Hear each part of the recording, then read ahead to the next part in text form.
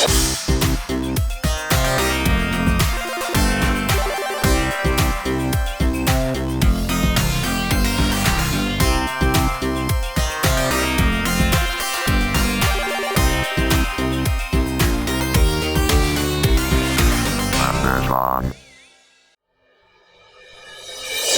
back to the Lumbertron podcast. I'm your host, Tyler Woods. In today's episode, I got together with my friend Zack Robertson, carnivore, sauna enthusiast, and well-rounded awesome human. We talk about things like community, movement, hunting, and saunas. It's a really good way to warm up the fall. Let's take a listen. Here we are in the sauna at the Green Lake Public Pool. I'm here with Zack Robertson. And this is the Lumbertron podcast. In the sauna. Zack, who are you and why are we in a sauna? Who is Zack? Yeah, who is Zack? Who's this guy? Yeah, eclectic mixture of molecules. Alright. We're in a sauna because we both love saunas. Saunas are pretty great. We chose this one as a place close to me, having never been here with either of us, and probably not likely to come back. Well, for what it's worth, you're in like the Cap Hill area.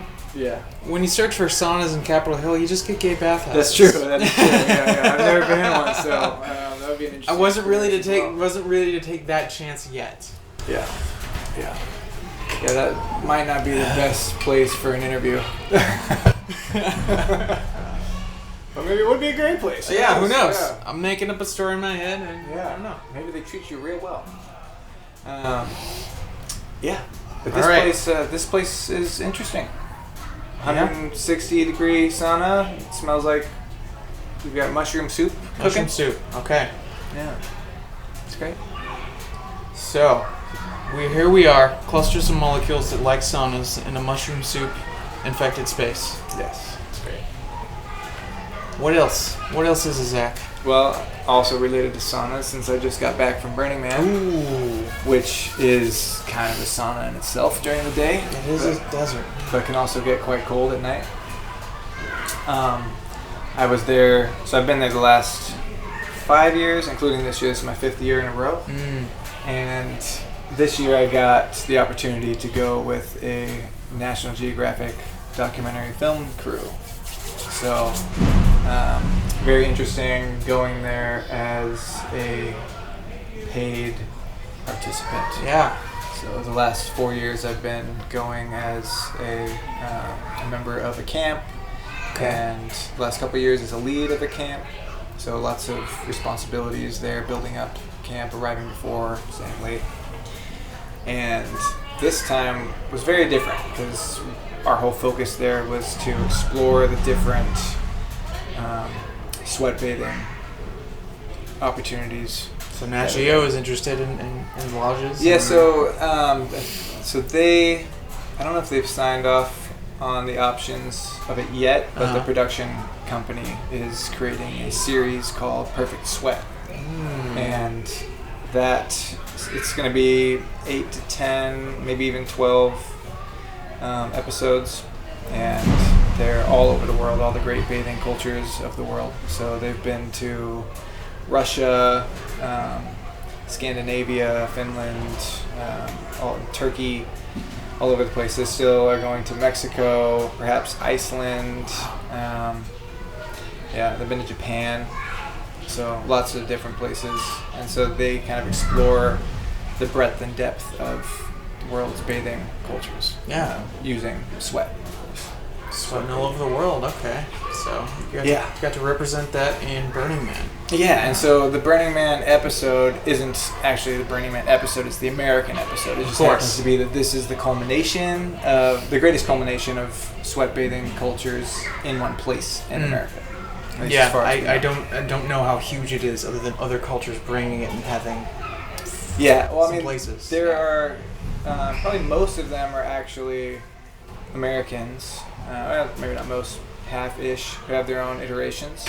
So it was very interesting to see all the different versions of banya, sauna, different steam bathing things. They get very particular about how you say it and which one is the best and blah, blah, blah. And I think they all have something of great merit for the most part. Some of them were like really thrown together DIY style, really just meant for the specific purpose of getting hot and getting clean. The ones were much more ceremonial. Like the banya, there was this camp called Art of Steam, and they are a Russian banya camp, and they have two different offerings. One of them is this little building that is covered in like 1/4-inch thick felt. It's the thickest felt I've ever seen. And inside they have this heater, of course, that has these different things that they can open and throw water in and control the heat quite well. And then they have these beds that you can lay on, and they'll come through with Venic, which are these little branches. They have oak branches and birch and other things. I think these ones were oak. It smelled really nice. They said Americans tend to like oak better for whatever reason. And then they have you lay down, and it becomes a really interesting experience because it kind of puts you in a trance. So you kind of lose track of everything else going on around you, and you have this it's really interesting sensory experience where you've got the sense of different oils that they'll put on the stove and different smells of like the Venic, the oak coming through, and then they'll open the door regularly to let in more oxygen. Absolutely. Yeah, and they were it's a lodge. Yeah, and they were talking about how most of the time when you're in a banya or sauna and you are getting exhausted, it's just usually because you don't have enough oxygen. So if you get enough oxygen, you can stay in a lot longer and actually get more toward exhaustion. So they mix that in, and then they're bringing, using the Venics to bring fresh air in, and they're also bringing hot air down from the top and moving things around. So you've got lots of different elements happening. And that was a really cool experience. And then you also have sound and the feeling of the Venic going over your body.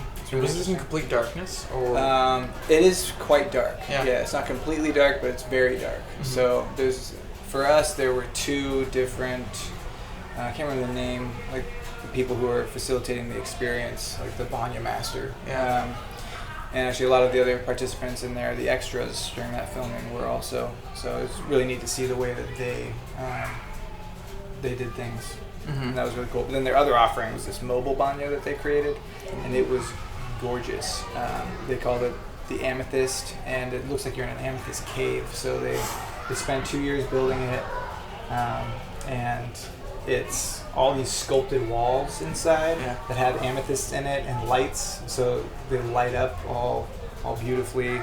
And then they also give you the same, a similar wonderful experience with the Venic, and while you're sitting in there, and it's amazing. And then the whole other side is all stained glass looking windows. So and mobile meaning on wheels. Yeah. Damn, yeah. So that sounds great. Their hope is to be able to like drive it around Playa. Yeah. So That's super really cool. neat. Lots of other different kinds of saunas too. Like there's the first guy who brought sauna there. He has helped a number of other camps build saunas as well, and his dream is to have every camp have a sauna. And not for just superfluous reasons of like just having a sauna, but because it's also a really efficient way to get clean. Like you're taking a shower, and you generally use about 30 gallons of water in what we call the default world outside of Burning Man, and you're still using a few gallons of water if you're at the burn.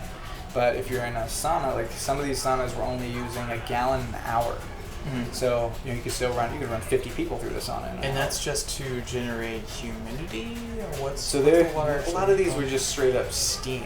So they're just pumping steam in. So and only a gallon an hour. So then that steam is helping you to get hot and sweat and get clean. So if you say you have sunscreen on because it's hot and you don't want to burn, it's hard to get it off even with soap. But when you're sweating, you just sweat it out of your pores and it all just comes right off. So as just a means of water saving, it's pretty hard to beat there. So, and also it just feels great. Yeah. Like, Okay. Even if it's, people are like, why in the hell would I sauna in the desert? And well, it's, even if you come out of the sauna and it's 115 degrees outside, it's not 185 where you just were, so it still feels cold for a minute. There's still a contrast there. Yeah, and you feel clean, so yeah, it's really nice. So I'm hearing there's a eco benefit there, saving water. You get clean. There's an element of ritual, and it feels good, and it's good for you. Yeah, and there's also one thing that's really nice is just the vulnerability aspect, because you've got a lot of different generally naked people in one space. People don't know each other, and it's desexualizing nudity, which is really nice as well. And it's another way to create community. So, all different body types, all different kinds of people, all different backgrounds all in the same place, which is one of the things that I love about it in general, but at the Burn it's even more potent. Yeah. Are you a community focused individual? Would you say so? Yeah. So what does community mean to you? Community is something I think in the States is often fairly lacking. And it's a source for, I think, a lot of the woes that we have.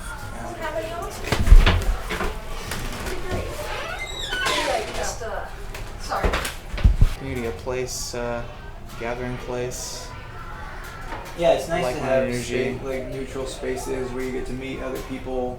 Like here, you're here for recreation. You're here to get your kids here. You're here to have a sauna, train, whatever you're gonna do, and you're gonna be here with other people who are here for the same purpose, but don't necessarily share the same background as you.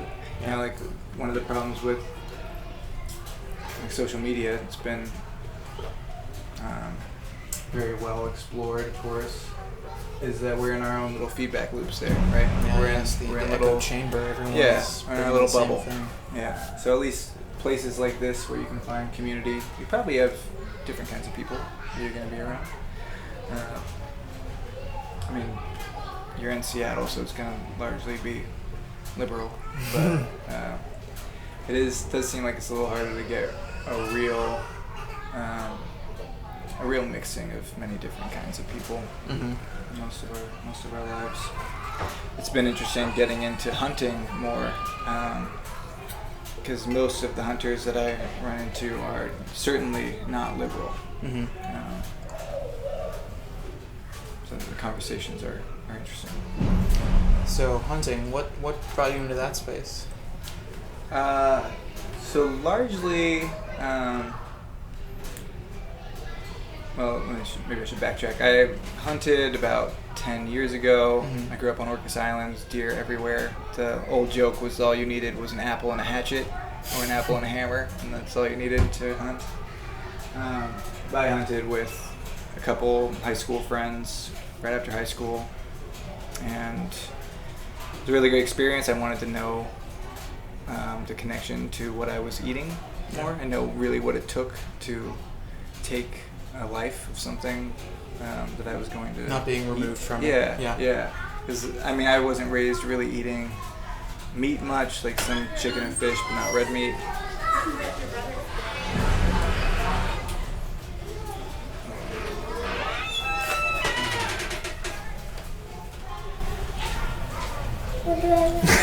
What were you raised eating?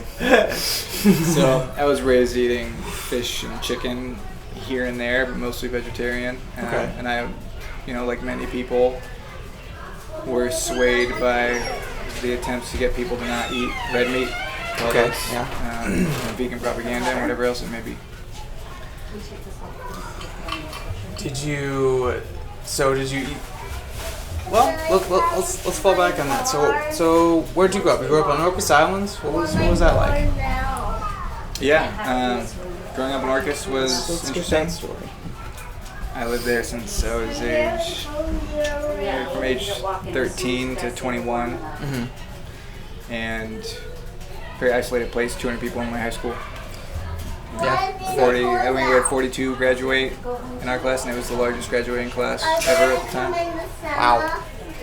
Yeah. A lot of opportunity to get into mischief, but not get in trouble for it. So, and there's only like 3, maybe 4 police officers for 3,000. Unchecked, no law. Yeah. So definitely a lot of that happened.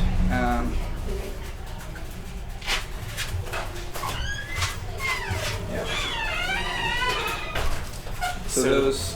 Sorry, go ahead. Yeah, I was gonna say, what kind of hobbies, activities, goals did you have growing up on Robertson? What drove you, other than, I don't know, fitting in? I never really fit in. Never fit in. That's for sure. I had like the long hair and the hoodie in middle school. Didn't really have friends for the most part. I moved there because it's a cliquey place. You know, all these people grew up together. You know, from the jump, like as early as they can remember, they've been together. So takes a little while to fit in when you're the new guy. So I wasn't really trying to fit in. Just did my own thing, didn't really care, and ultimately, like, I had a really great time in high school, super fun. Did whatever I wanted, had lots of fun friends.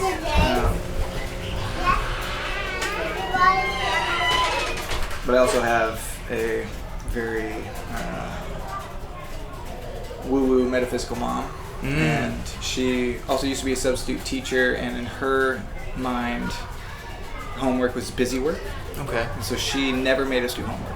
So up until 8th grade, I did no homework. Okay. How do you feel like that affected you? You and your a school? lot. I failed probably most grades up until then, but up until I think 6th grade, your parents get to decide whether you go on or not, at least up here. So growing up in Kirkland, Redmond, I just got to go into the next grade because my mom said yes. Yeah. So 7th grade, I think I got a D. I did one homework assignment that got me to pass, I think, in one of my classes. And that summer, I had some kind of epiphany. I was hanging out with some unsavory characters, you might say, criminal, drug addict types, and I was getting in trouble myself, shoplifting and smoking weed and drinking, which I had started at like age 11. All right. So it started pretty early. Well, that was off island, but I grew up super poor. My mom was raising 5 kids on her own, and she's an entrepreneur, massage therapist, running her own businesses for over 40 years. But you know, she's gone working most of the time, so we're off doing whatever. So luckily, in that year, through my mom having some come to Jesus type conversations with me of like, you're going back to your dad if you don't shape up, and I did not want to go back to my dad at the time. So I changed. The next year, I think, 8th grade, I won Most Improved Student of the Year. And then every year it was better through high school, and then I traveled around the world for a few years, went back to college, student body president of the Honor Society, largest community college in the state. So I think because I didn't have an upbringing that was that emphasized scholastic success, academic success, and then finally realizing that it was important on my own terms later on, I went after it really hard. Yeah, it wasn't instilled for you. You kind of grabbed it for yourself. Yeah. I mean, of course, things molded me there. Yeah. But yeah, now I have a thirst for knowledge and a thirst for pushing myself to things that make me uncomfortable and try to explore that feeling and learn more and be more worldly and aware, and also try to share that information, teach people, and learn more from them as I can. And on that journey, I met Paul Saladino, and at that point I hadn't been able to eat most things for about 10 years. I traveled through Central America for 6 months, India and Nepal for 7 months, all over the States, hitchhiking, lived in Texas for a while. And through that, I got some kind of stomach bugs. Yeah. And I was unable to eat allium entirely for 10, 12 years. Allium for? Onion, garlic, chives, those kinds of things. Yeah, okay. And met Paul, did some testing with him, found out I had all these different parasites, nuked them all with antibiotics, and I generally try to stay away from any kind of medications whatsoever, so I didn't have any resistant strains, or at least I wasn't likely to, so the medications wiped everything out, and now I can eat everything, but I'm always looking to optimize and kind of go with what makes the most sense as a human animal. I've always felt we're still animals. We still need the same things animals need. We're still an animal. We're still in a meat suit. We still need to give it what it needs. Yeah. And that includes food. I see so many people shoveling things in their face because they're ubiquitous and everywhere. And it seems like things that we see all over the place we think are probably fine. We all drink out of plastic because we see it everywhere, right? We all eat at these places that are serving us food, but we don't know where the hell it comes from. But since everyone else is doing it, it must be fine, right? Like, we have this kind of... I don't even know what you would call that. It's like, it's kind of a herd mentality, but it's the herd doing something makes you feel like it's acceptable. Okay, not to think about it so much. So, fitting in.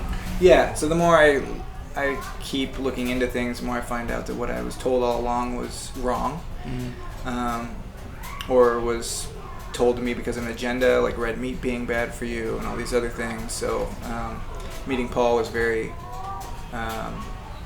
poignant at a certain point in my life. Different milestone. Yeah. So he made it so I can eat anything I want, but now I choose to eat less than I ever have before. I like his model. I think it makes a lot of sense. So going full carnivore has been the best dietary decision I've ever made. I've had brain fog my whole adult life. Yeah. And it's been gone since I started carnivore. And that is huge. Yeah. So I'll never go back. I mean, I'll if I go to Italy, like I said before, if I go other places, like I will eat everything there, but I'll always return to the baseline of being carnivore and supporting local farmers and animals that are having happy lives. Like, it's really nice going to these farms, meeting the animals, knowing that I'm going to eat it, but for the time being, it's like I can appreciate its life. I can pet it and and like have fun with it, feed it, and it's really nice to have that full-on connection. So how it's lived. Yeah, and hunting is just a natural extension of that. Like, I still prefer to be the one to take the animal's life and honor it. Like, going to some of these farms, to the slaughters, like, I haven't really appreciated the way these butchers will kill the animals. I mean, they kill them humanely, but just there's not a lot of reverence for the animal. It doesn't seem. They've killed thousands of these things over and over again. So it's like any kind of slaughterhouse or whatever, you get used to the killing and you're kind of jaded to it. So I'll never get that way because I know I'm killing animals for a living. Yeah. So if I'm hunting an animal, I'll still be able to have that somewhat emotional connection to it. It still gets your heart racing. You still feel for the animal. You want it to suffer as little as possible, knowing that its death is necessary for your life. And maybe, it could definitely be argued that it's not, because now we can have vegan, vegetarian diets and things, but I would not call that a life if you're living suboptimally. And I think for most people it's pretty hard to do that and do it well. And most of those people are not getting their blood tested. So I am curious to get my blood tested after doing this for 6 months to a year. I think I'm coming up on 6 months. Nice. And so hunting is a natural extension of the carnivore diet, of course. So going back home and bow hunting, crossbow hunting, it's gonna be a nice place to return to. Yeah. And trying to use the entire animal as well.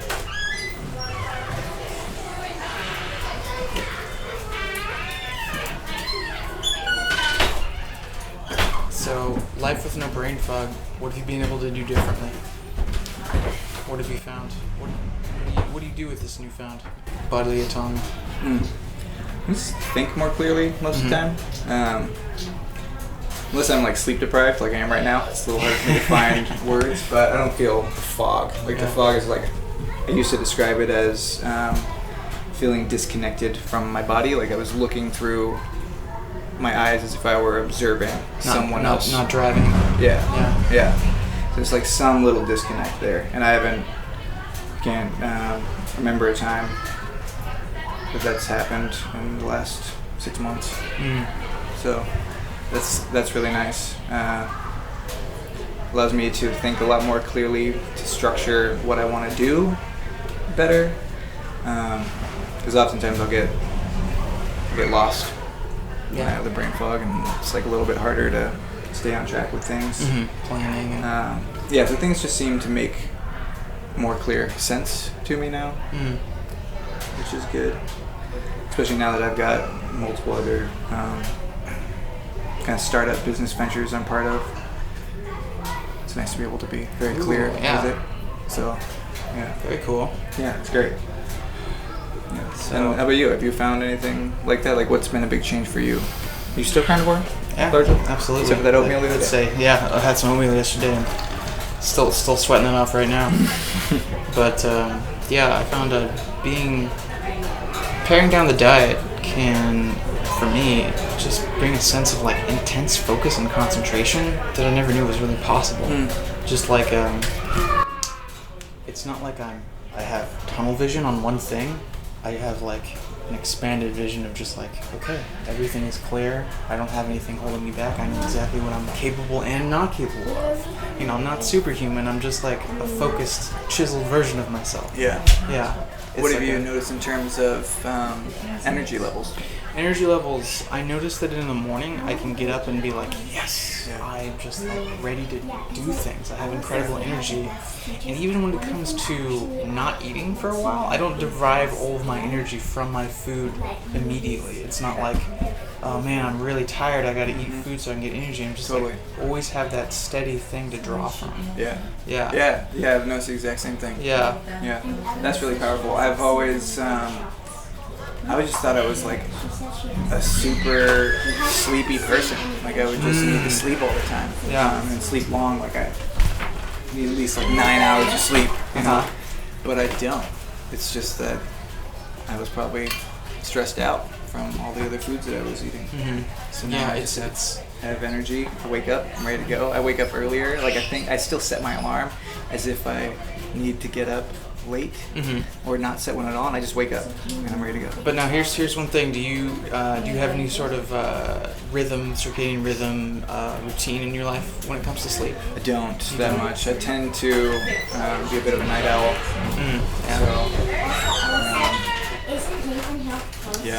I'll be up late a lot of the time. 2 in the morning.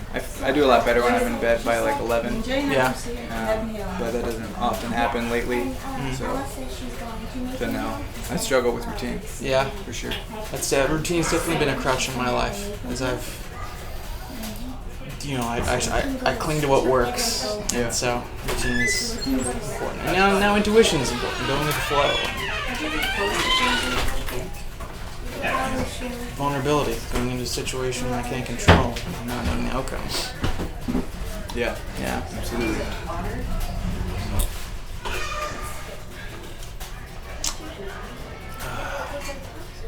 So, with this sharp mind and you feel like you're in control of your body, what do you do with it these days? You dance around?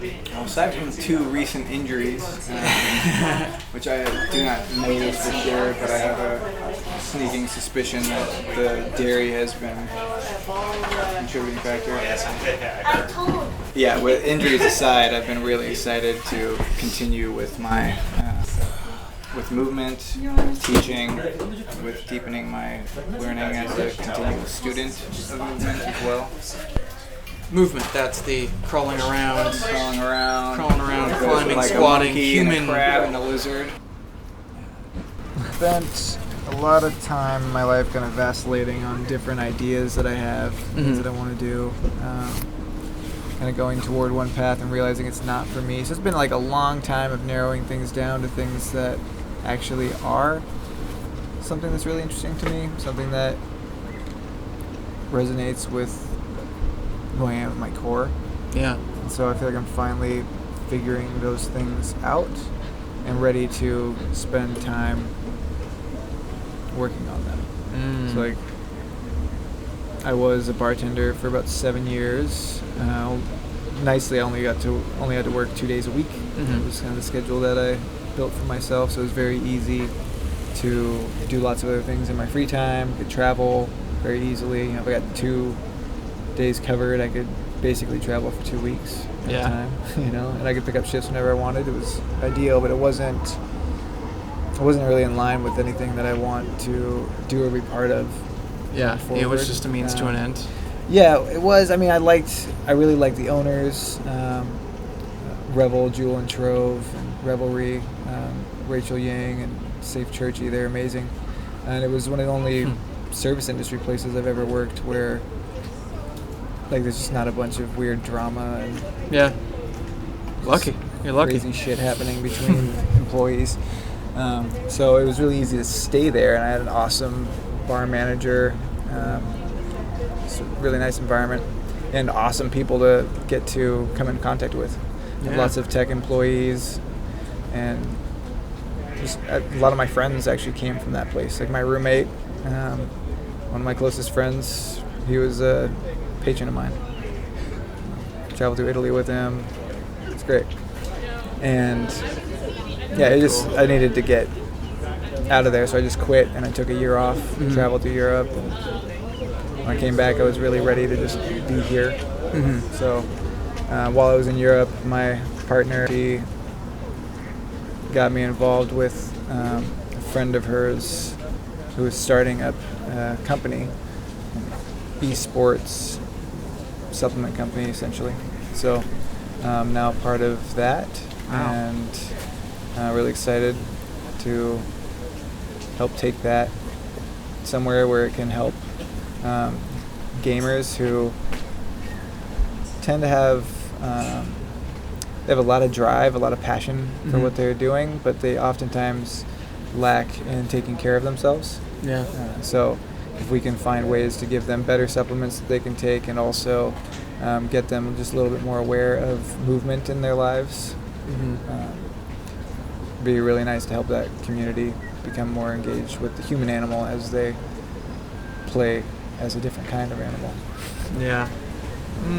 I had a dream of bringing movement to the folks at DigiPen, getting them up out of the seats, because I know how hard it was for me. A year after graduating, I was just in so much pain and I had no idea why.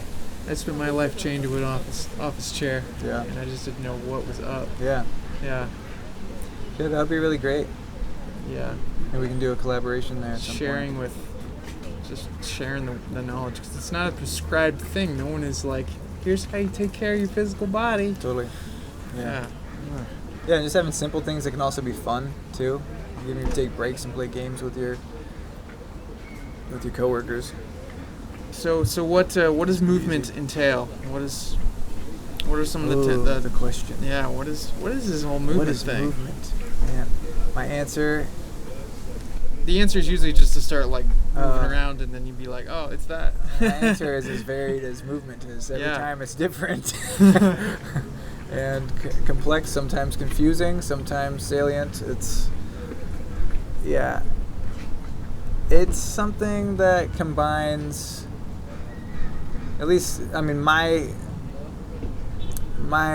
path in movement is largely through Ido Portal's work, Tom Wexler, of course my exposure to David Galena and Tanner Walker through SBP.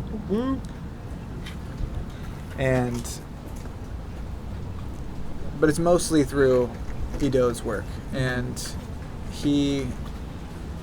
I obviously can't put any words together that would be something that would come out of his mouth. He's so eloquent and interesting in the way he speaks and thinks about things. But my impression, from what I know from the years of practicing, is that not everything is of value. Some people think that movement is ridiculous because it has no end and it will explore everything somewhat equally, as if all forms of movement have value, but they don't necessarily. So I think Ido is very good about exploring all kinds of movement to find what is valuable to us as the human being. Yeah. And that, of course, value is dependent upon the subject. So goals. Yeah, what is it in your life? Ido will talk about how most of us are not athletes. We're not the specialists. We're generalists. So the training that we do, it doesn't necessarily make sense to do training that a specialist would do when we need to move our bodies as a movement generalist. So it's probably more practical for us and interesting, honestly, if we're not going to be a specialist and a high-performing athlete in a particular realm, to explore a lot of different kinds of movement. Yeah. So all of these different forms of movement, these different disciplines have something to offer, something generally something very powerful for training the best way that is appropriate for that particular kind of discipline. Mm-hmm. And if we can take those certain things and combine them together and get these people in all these different disciplines talking to one another and sharing the information, maybe we can create something that's really fun and also really powerful in terms of reshaping the current human that is generally very removed from what it is to even move as an animal. We can take these things and form the basis of a more intelligent mover, someone who is able to utilize all the capacities that the human has in terms of strength and mobility, and be able to do and experience more in the modern world. Like right now we're sitting on benches, which is kind of funny because oftentimes obviously it's practical because we have the microphone and we're trying to block off some of the wind, which who knows how well that's working. Yeah, who knows. But we've got grass around us. We could be squatting, we could be rolling around. Well, believe me, I did think about it. Yeah, okay. But it's not very practical for the current moment. Yeah. But that's outside the norm of our societal norm of movement. Yeah. I mean, if you look at a lot of us movers, when we start out, we're a little awkward about it and we're self-conscious. And over time, many of us get to the point where we're like, fuck it. I am an animal. I'm going to move like an animal. Why am I sitting and standing and laying down, and that's pretty much all I do? Why am I not hanging? Why am I not running and jumping and rolling around and doing different kinds of fun things? I just hit the mic. So the more we could do that, the more we could integrate that into our lives, I think the healthier and happier we're going to be. We evolved moving. We evolved doing lots of different kinds of movements, not just being sedentary, not sitting looking at phones and sitting on computers all day.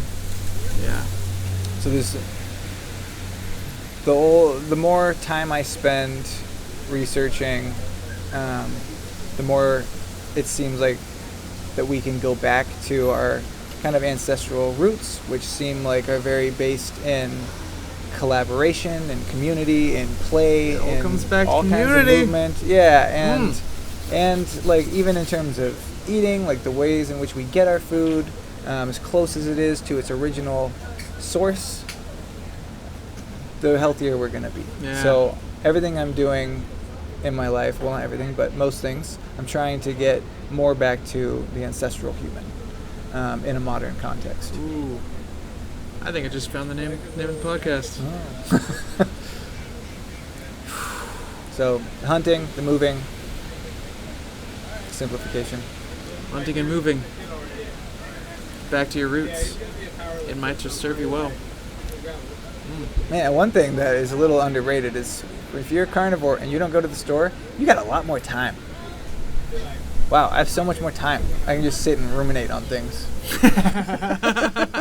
Is that Ruminate always so on the healthy? things I'm eating that are ruminants. Yes. Yeah, and I don't miss going to the store all the time. It can be a rough place sometimes. Yeah. So I'd like to have more time to sit and contemplate and think about the directions I want to take and things I want to plan. Like I've got lots of ideas for even just in terms of movement with things I'd like to teach and explore with other people. So looking forward to starting this guess if I'm putting that out there right now on a podcast, I'm going to have to do it. Okay. This Sunday movement meetup, different parts of the city every Sunday or someday. This is something that Bree and I have been talking about. So put that thing together, and then we'll all get to move around. It's a free time to hang out and get people exposed to movement too, because every time you're out moving around in a public place, people are like, what the hell are you doing? Can I join? Should I join? Yes, join. Join. Come. Join. Come move. Yeah. We like people. Yeah. Come be movers. Come be human. Get in touch with the ground. Nice. Well, Zack Robertson, where can people learn more about you? Do you want people to learn more about you? Do you have any presence? I don't have that much presence online. I do have a Twitter that I never use. Cool. So don't even bother. But there you go. Instagram, Facebook, it's all Where Is Zack? WHEREISZACK. I have not been very active posting on Instagram recently, but hopefully that will change soon. So I've got lots of exciting, fun things coming up. Lots of film things coming up pretty soon, actually. So Cool. That stuff will be posted. I guess we didn't really get into that, but that's another new startup I'm kind of becoming involved in. It's okay. You can be secretive about that. Yeah, that could be a future podcast we can talk about or something. But yeah, those places are good. And speaking of future collaborations, it would be cool potentially to take what we're doing with this one startup to DigiPen with you. We talk about movement and formulate some things to do.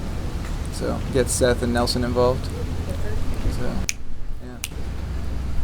get that ball rolling. Love it. Let's bring the gift of movement. Yeah, keep deepening community. Keep community, keep moving. And there we are. My wonderful chat with Zack Robertson. Despite all the interruptions and venue moves and people getting in our way, we managed to have a pretty good podcast. I feel all warm and fuzzy inside. And I swear it's not just the sauna. If you have anything to say about this episode, drop me a line at lumbertronic@gmail.com. And until next time, keep sharing your story.